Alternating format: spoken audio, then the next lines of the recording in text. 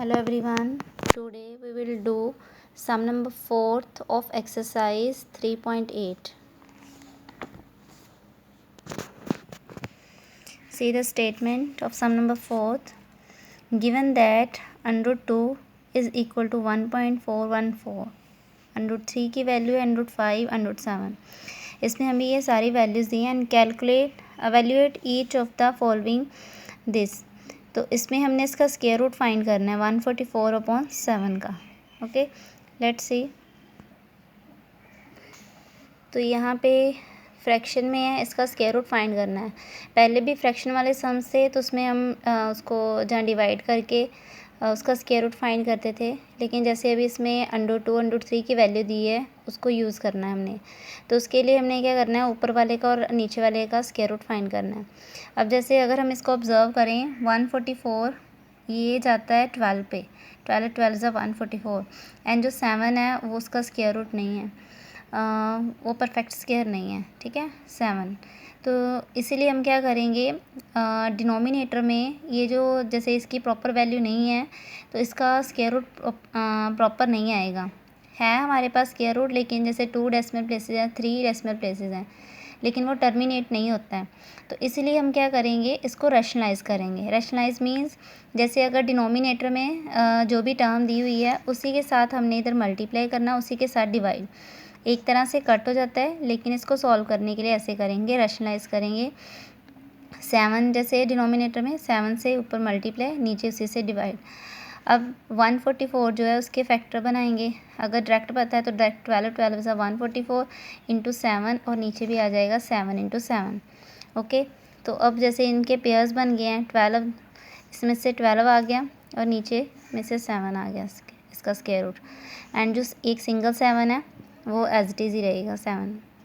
ठीक है, आगे हमें वैल्यू इसकी गिवन है, जो अंडर रूट 7 है उसकी वैल्यू दी हुई है बुक में 2.646. वो हम यहाँ पे रिप्लेस करेंगे.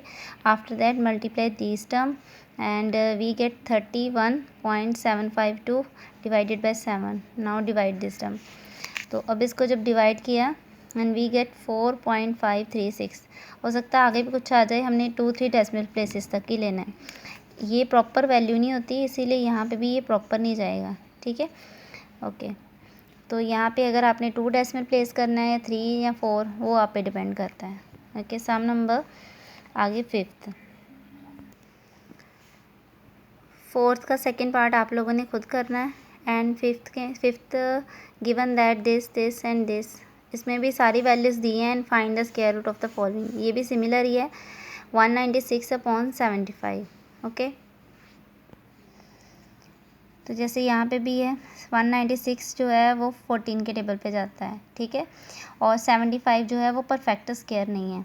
तो यहीं से हमने एस्टिमेट लगाना, अगर ये परफेक्ट नहीं है तो फिर डिनोमिनेटर में भी ये टर्म जो है वो नहीं होनी चाहिए. हमने इसके डिनोमिनेटर के अकॉर्डिंगली इसको रैशनलाइज करना है. जैसे 75 है, 75 से मल्टीप्लाई 75 से डिवाइड करेंगे. 196 इंटू 75 इंटू अपॉन 75 इंटू 75. अब 196 अगर सीधा 14 इंटू 14 लिखना है, 14 इंटू 14 लिख लो. नहीं तो अगर आपने साइड पे इसके फैक्टर बनाने हैं तो फैक्टर बना देना. 75 इसके फैक्टर. अब जैसे इसके फैक्टर बन गए हैं तो मैंने यहाँ पे रिप्लेस कर दिया. नीचे भी अगर करने हैं एज यू विश, नहीं तो पता है कि यहाँ पे पेयर तो कंप्लीट ही है, तो सीधा इसमें से 1 सेलेक्ट हो जाएगा. ओके, इसके बाद अब यहाँ पे सारे पेयर्स बने हुए हैं, इनमें से 1 सेलेक्ट कर लो. नीचे भी 75 है, इसमें से भी 1 सेलेक्ट हो जाएगा. तो आ जाएगा हमारे पास 2 इंटू 7 इंटू 5 अपॉन 75. और यहाँ पे एक जो 3 है वो इसका पेयर कंप्लीट नहीं है, तो इसीलिए ये 100 के बीच में रहेगा. तो यहाँ पे आ जाएगा 5 1 ज़ा 5 15 ज़ा और मल्टीप्लाई कर देंगे 14/15. यहाँ पे आ गया अंडर रूट 3 की वैल्यू आप यहाँ पे रिप्लेस कर दो, आ जाएगी 1.732.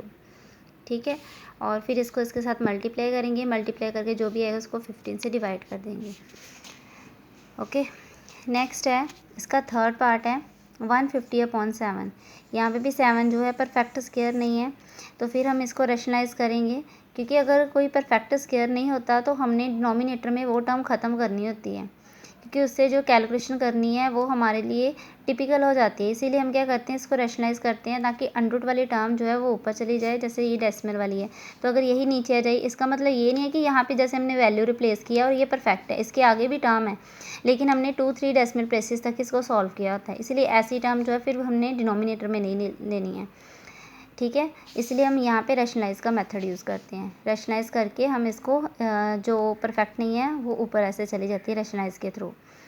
तो जैसे यहाँ पे 7 है, इसी से मल्टीप्लाई, इसी से डिवाइड किया, आगे 150 के फैक्टर बना लिए हैं, 5 × 5 × 2 × 3 × 7, नीचे भी आ जाएगा 7 × 7 आ गया हमारे पास। अब इसमें से पेयर बने हैं 5 और ये तीनों के नहीं बने पेयर, तो ये एज इट इज़ ही रहेंगे। मैंने सभी का अलग अलग स्क्वायर रूट डाल दिया और नीचे भी 7 वो भी सिलेक्ट हो गया इस पेयर में से, ठीक है।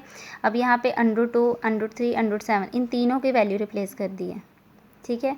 वैसे तो इस तरह के सम एग्ज़ाम में नहीं आते, लेकिन 9th स्टैंडर्ड में फिर आगे है इस तरह के सम। तो ये थोड़ी ज़्यादा टिपिकल कैलकुलेशन वाले नहीं आएंगे, थोड़े जो ऊपर हैं उस जैसे हो जाएंगे, ठीक है। तो इसमें क्या करेंगे, सभी वैल्यू जिससे रिप्लेस कर दी है, पहले इसको इसके साथ मल्टीप्लाई, फिर इसके जो आंसर आएगा फिर इसके साथ, फिर जो आंसर आएगा फिर इसके साथ मल्टीप्लाई करेंगे।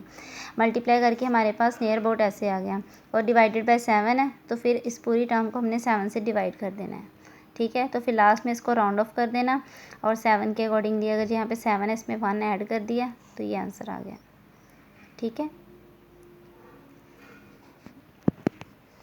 इसका पार्ट नंबर 5th का एक आपने 5th पार्ट भी करना है। 1st एंड 3rd मैंने करवा दी, 5th आपने करना है और 4th का 2nd करना है, ठीक है। और ये उसके बाद है एक्सरसाइज 3.9, वो हमारे सिलेबस में नहीं है, उसको क्रॉस कर देना, ओके। और कल हम नेक्स्ट नया चैप्टर करेंगे, ओके। आज के लिए इतना ही है, थैंक यू।